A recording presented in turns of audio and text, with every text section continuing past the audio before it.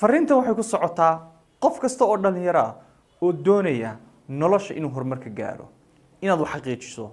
mid waxbarasho ha noqoto mid ganacsi ha noqoto mid noloshaada wax kaga bedesho ha noqoto tay doontaba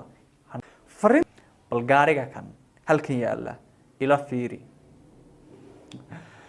ustaad diriro waad waalatay gaari dhooqo weyn muxuu nagala soo doonay war dhibi ma jirtee in yar adigu ii dulqaado casharka maanta gaariga kan aad u jeedo ayaynu ka soo dhex saaraynaa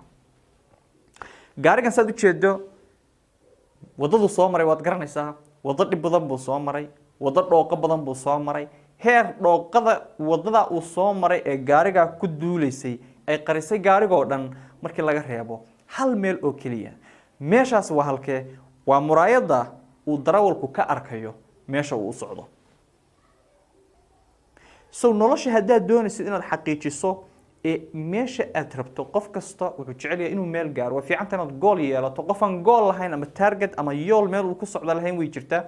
qofkaas oo kale waxaan u diranaa inaad fariisato oo aad tiraahdo gool samaysato ama yool meel aad nolosha aad doonaysid inaad xaqiijiso aad u socoto qofka muslimka yoolka ugu weyn waa inuu janno helo naarna ka badbaado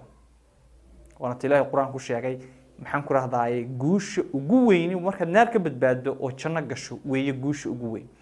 iyo sidoo kale waxyaabo far badan oo aad doonaysid inaad noloshan gaarto dunida ama aakhirtay doontaba ha noqoto wax kasta aad doonaysid hama yaraato ama ha weynaato shaqay u baahan tahay waxay u baahan tahay inaad gaarto meeshaas soo darawalka markaad fiiriso meel kasta dhooqaad qarisay gaariga laga reebo hal meel oo ah muraayada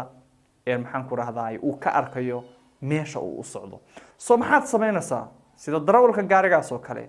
meesha aad u socoto waxa ka qarinayo waa inaad iska leexiso saaxiibada ha ka yimaadeen bulshada ha ka timaado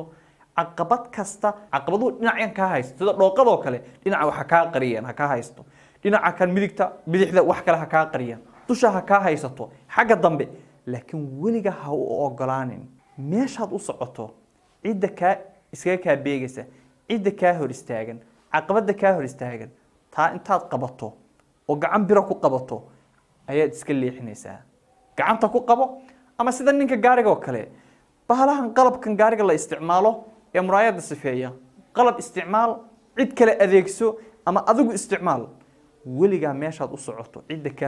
ka hor taagan waa inaad iska leexiso haddii aad doonaysid inaad xaqiijiso soo isweydii gaariga kan hadduu darawalku u ogolaado dhooqadu inay daboosho muraayada maxaa ku dhici lahaa oo gaariga xitaa muraayada wax ka arkayo ay dhooqadu daboosho maxaa ku dhici lahaa meeshuu rabay gaarigana ma gaari lahaa maya bale intuusan meeshiiba gaarin waxay u badan tahay inuu shil geli lahaa uu meel kale ka dhici lahaa soo ogow meesha aad hiigsanayso markay kaa qarsoonto ama caqabadii ay ku hor fadhiisato ay ku hor istaagto waa labadaa mid inaadan meeshii gaarin iyo inaad shil gashaba halkani waa Dirir Media ku soo dhow mar kale oo page-kana follow garee sidoo kale YouTube-ka soo booqo si aad u hesho muuqaalo far badan oo noloshaada wax ka bedelaya halkani waa Dirir Media